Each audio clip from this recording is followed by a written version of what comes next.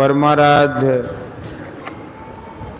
सद्गुरु महाराज के प्रवचन का पाठ महर्षि में ही सत्संग सुधा सागर से प्रवचन संख्या 256। शरीर छोड़ने के बाद क्या हालत होगी। धर्मानुरागिनी प्यारी जनता, वर्षों से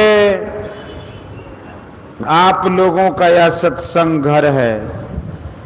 मैं साल साल बहुत बार यहाँ आया हूँ। मैं बहुत प्रसन्न होता हूँ जब आप लोग मुझे बुलाकर सत्संग कराते हैं। आपकी पुकार मुझे बहुत पसंद है। जैसे कोई घर बनाते हैं, उसकी नींव नीचे से मजबूत करते हैं। मैं चाहता हूं कि देश की नींव मजबूत हो। कोई भी जो नीच श्रेणी के माने जाएं और वहां धर्म ज्ञानोपदेश के लिए मुझे बुलाया जाता है तो मैं बहुत प्रसन्न होता हूं। मुझे तो नींव मजबूत करनी है और समूचे भारत की नींव मजबूत करनी है, फिर संसार के लिए देखा जाएगा। यहां के सत्संगियों ने वर्षों से सत्संग घर बनवा कर रखा है। ये लोग इसको हिफाजत से रखते हैं और इसमें सत्संग करते हैं। मुझे याद नहीं कि किसी वर्ष ये मुझे नहीं बुलाए हों और मैं नहीं आया हूं। मैं प्रायः प्रत्येक वर्ष आता हूं। आप लोग सत्संग के विषय को समझें और सारी जनता को भली बनावें। यह सत्संग का विषय है। जनता अच्छी होती है आचरण शुद्धि से। बहुत विद्या पढ़ने से लोग भले होते हैं, ऐसा कहा जाता है। इसको कौन इनकार कर सकता है। लेकिन बहुत विद्या पढ़ने यदि आचरण ठीक नहीं हो तो वह बहुत विद्या अविद्या हो जाती है। इसलिए तुलसीदास जी ने कहा है कि काम क्रोध मद लोभ की जब लग घट में खान, तब लग पंडित मूर्खो तुलसी एक समान। पढ़े लिखे लोगों के मन में भी ये विकार होते हैं। ये विकार जिस तरह से छोड़े जा सकते हैं उस तरह को अख्तियार करना चाहिए। मैंने बचपन में फारसी में पढ़ा था। विद्या धर्म जानने के लिए होती है, न कि दुनिया कमाकर खाने के लिए। इल्म अज बहरे दीन परवर, अस्ताना अज बहरे दुनिया खुर्दन। लेकिन आज की विद्या दुनिया में कमाकर खाने की है। आज कहने का मतलब आज ही नहीं, इसी सदी में नहीं, सदियों से यह बात है। संतों ने समझा कि पढ़े लिखे लोग बड़े बड़े ओहदे के कामों को करते हैं, लेकिन आचरण पवित्र हो ऐसी बात नहीं।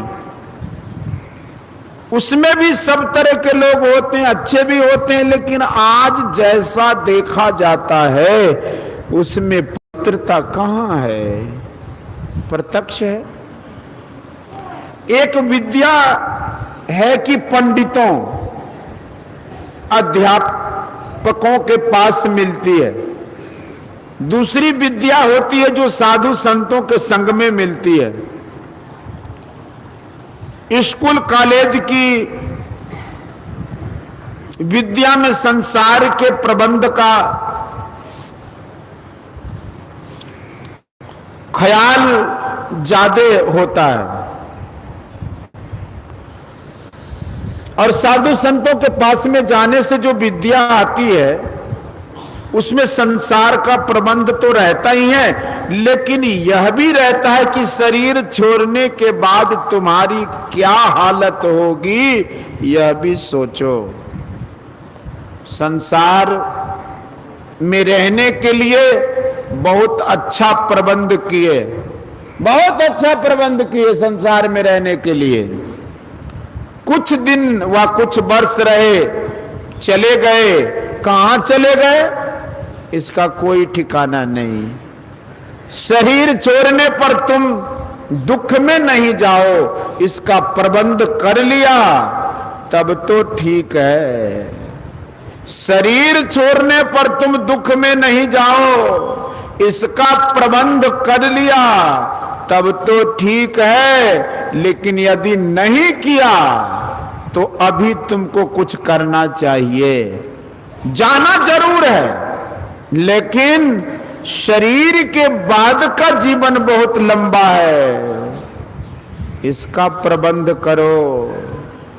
संसार का भी प्रबंध करना ही है, और शरीर छूटने के बाद का भी प्रबंध सोचो, नहीं तो अपनी बहुत बड़ी हानि करते हो। बड़ी हानि से बचो और दूसरे को भी बचाओ। ईश्वर के भजन से जीवन सुखमय होगा। अपने को भला बनाना ईश्वर भजन से होगा। बहुत पढ़ लिया, बहुत पढ़ लिख लिए, इससे अपनी पूरी भलाई हो ऐसी बात नहीं है। संसार में तुम अपने को संभाल कर रखो कि तुम्हारी कोई निंदा ना करे।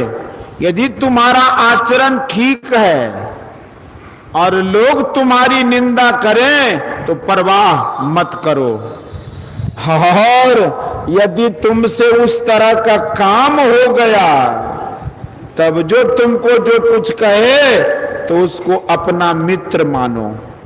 ईश्वर की ओर चलने के लिए पवित्र भाव से रहना होगा।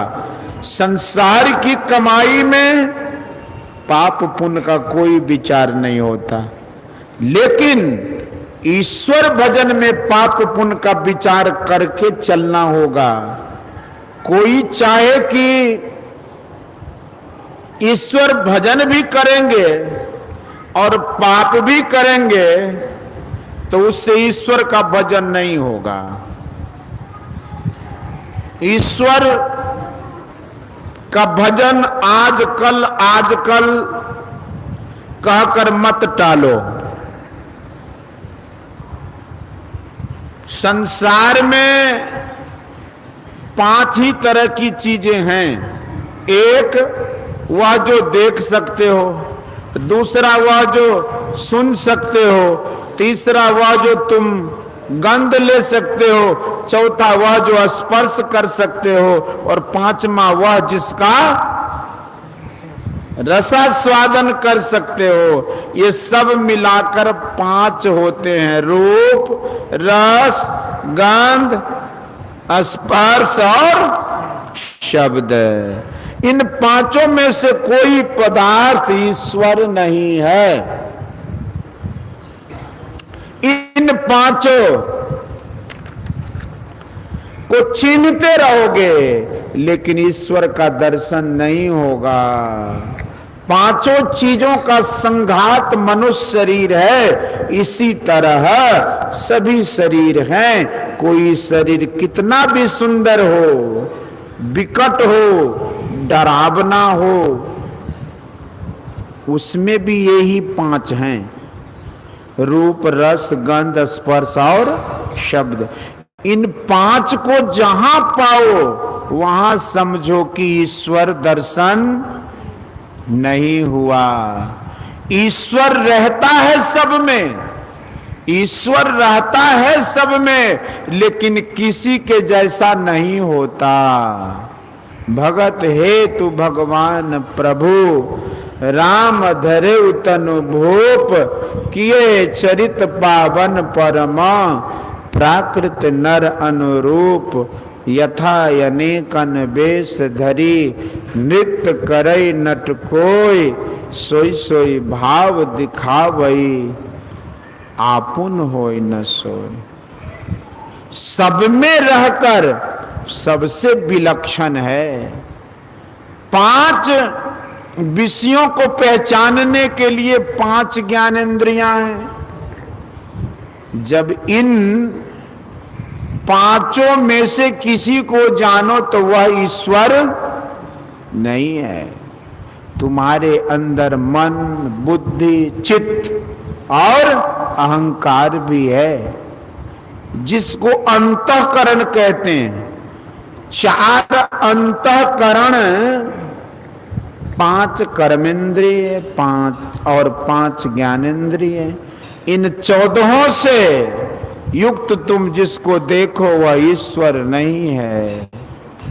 ईश्वर इस संसार के अंदर है, लेकिन इन 14 से वह जाना नहीं जाता। तुम भी इस शरीर में हो, लेकिन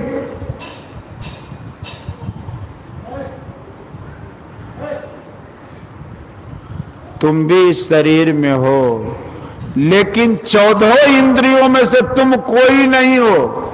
शरीर में हो, लेकिन इन सब से तुम विलक्षण हो।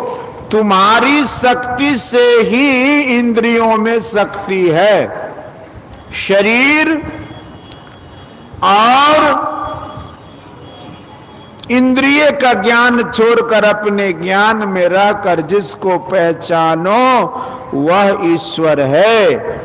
पढ़े अनपढ़े सभी कोई इस बात को याद रखो, नहीं तो जहां भी ईश्वर नहीं तो जहां भी ईश्वर नहीं वहां ईश्वर का भाव रखोगे। आंख से रूप, कान से शब्द, नाक से गंध, जिह्वा से रस और त्वचा से स्पर्श का ज्ञान करते हो। इन सब का संग छोड़कर तब तुम्हारा निजी ज्ञान है, और इसी निजी ज्ञान में ईश्वर की पहचान होगी। ईश्वर का भजन वह है जिससे ईश्वर को पहचान सको। ईश्वर की पहचान नहीं हुई तो वह भजन क्या। बाहरी भीतरी इंद्रियों के ज्ञान से अपने को हटाओ, तब ईश्वर की पहचान होगी। बाहर कहीं भी जाने से ईश्वर की पहचान नहीं होगी। अपने को संभालो, अपने को अंदर करो, यही है सत्सुरति समझ सिहार साधो, निरख नित नयनन रहो। जो अपने को अपने अंदर समेटता है वह ईश्वर की ओर जाता है। जो अपने को अपने में नहीं संभालता वह माया में विचरता है। ईश्वर को क्या चाहिए? धूप, दीप, नैवेद्य, आरती, इन सब चीजों की जरूरत ईश्वर को नहीं। लोग इनके द्वारा केवल अपना भाव दिखाते हैं। सूरज को दीप दिखाते हैं। सूरज तो स्वयं बहुत प्रकाशमान है, उसको दीपक क्या दिखाना, लेकिन अपना भाव दिखाते हैं। गंगा जी को, यमुना जी को उसी का जल चढ़ाते हैं। गंगा जी को, यमुना जी को उसकी क्या जरूरत है? ईश्वर की भक्ति करो, इसके लिए ईश्वर को क्या जरूरत। जैसे आजकल जाड़ा का समय है, जैसे ही सूरज उदय हुआ वैसे ही जाड़ा भागा, इसी तरह जैसे परमात्म दर्शन हुआ वैसे दुख भागा। लेकिन ईश्वर का भजन पाप वृत्ति से नहीं होगा, विषयी होने से नहीं होगा। पाप वृत्ति छोड़ो, विषय का त्याग करो, ईश्वर भजन ईश्वर से प्रेम करने से होगा, ध्यान योग से होगा। इस ध्यान योग से चलते चलते आखिर में ईश्वर दर्शन होगा।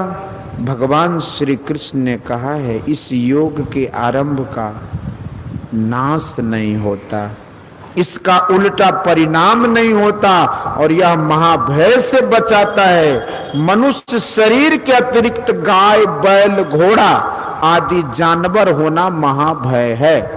यह योग इससे बचाता है। भजन नित्य करो, सत्संग करो। यह सत्संग घर और मजबूत हो जाए तो बड़ी अच्छी बात हो। बोलिए श्री सद्गुरु। यह प्रवचन भागलपुर जिलांतर्गत सिकंदरपुर में हरिजनों द्वारा निर्मित संतमत सत्संग मंदिर में दिनांक 2/1/1967 ईस्वी के सत्संग में हुआ था।